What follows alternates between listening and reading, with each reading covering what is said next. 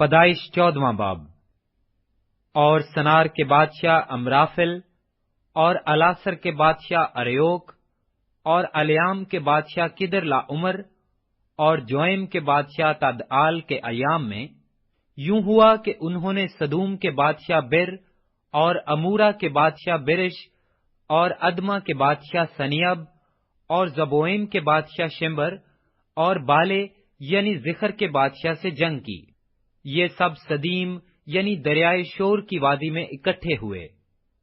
12 برس تک وہ کدرلا عمر کے مطیع رہے، پر 13ویں برس انہوں نے سرکشی کی۔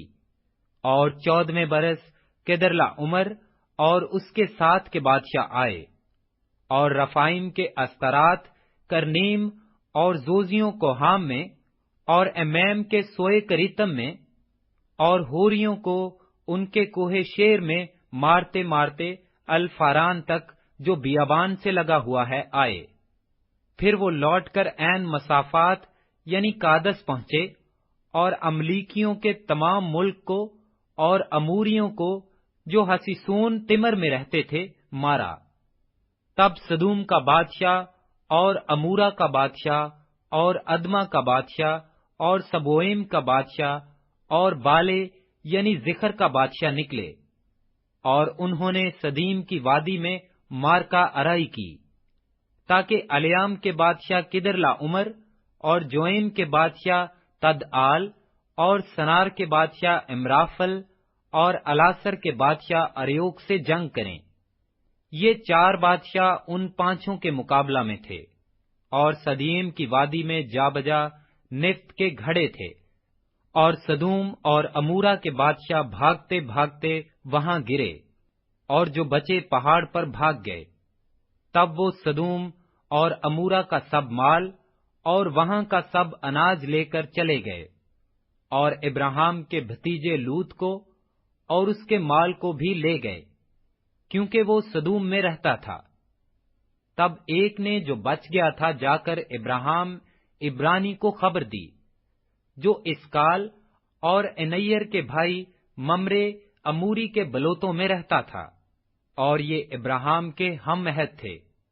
جب ابراہیم نے سنا کہ اس کا بھائی گرفتار ہوا، تو اس نے اپنے 318 مشاک خانہ زادوں کو لے کر دان تک ان کا تعقب کیا، اور رات کو اس نے اور اس کے خادموں نے غول غول ہو کر ان پر دھاوا کیا، اور ان کو مارا، اور خوبا تک جو دمشق کے بائیں ہاتھ ہے ان کا پیچھا کیا، اور وہ سارے مال کو اور اپنے بھائی لوط کو اور اس کے مال اور عورتوں کو بھی اور لوگوں کو واپس پھیر لایا۔ اور جب وہ کدرلا عمر اور اس کے ساتھ کے بادشاہوں کو مار کر پھرا، تو سدوم کا بادشاہ اس کے استقبال کو سوئی کی وادی تک جو بادشاہی وادی ہے آیا،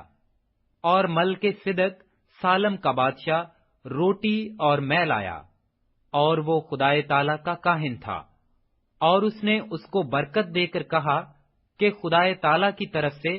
جو آسمان اور زمین کا مالک ہے ابراہیم مبارک ہو،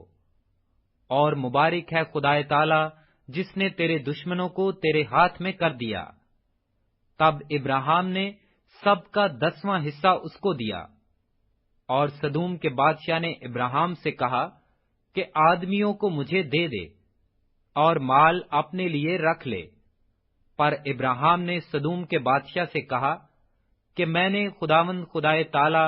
آسمان اور زمین کے مالک کی قسم کھائی ہے کہ میں نہ تو کوئی دھاگا، نہ جوتی کا تسمہ، نہ تیری اور کوئی چیز لوں، تاکہ تو یہ نہ کہہ سکے کہ میں نے ابراہیم کو دولت مند بنا دیا، سوا اس کے جو جوانوں نے کھا لیا، اور ان آدمیوں کے حصے کے جو میرے ساتھ گئے، سو انیر اور اسکال اور ممرے اپنا اپنا حصہ لے لیں۔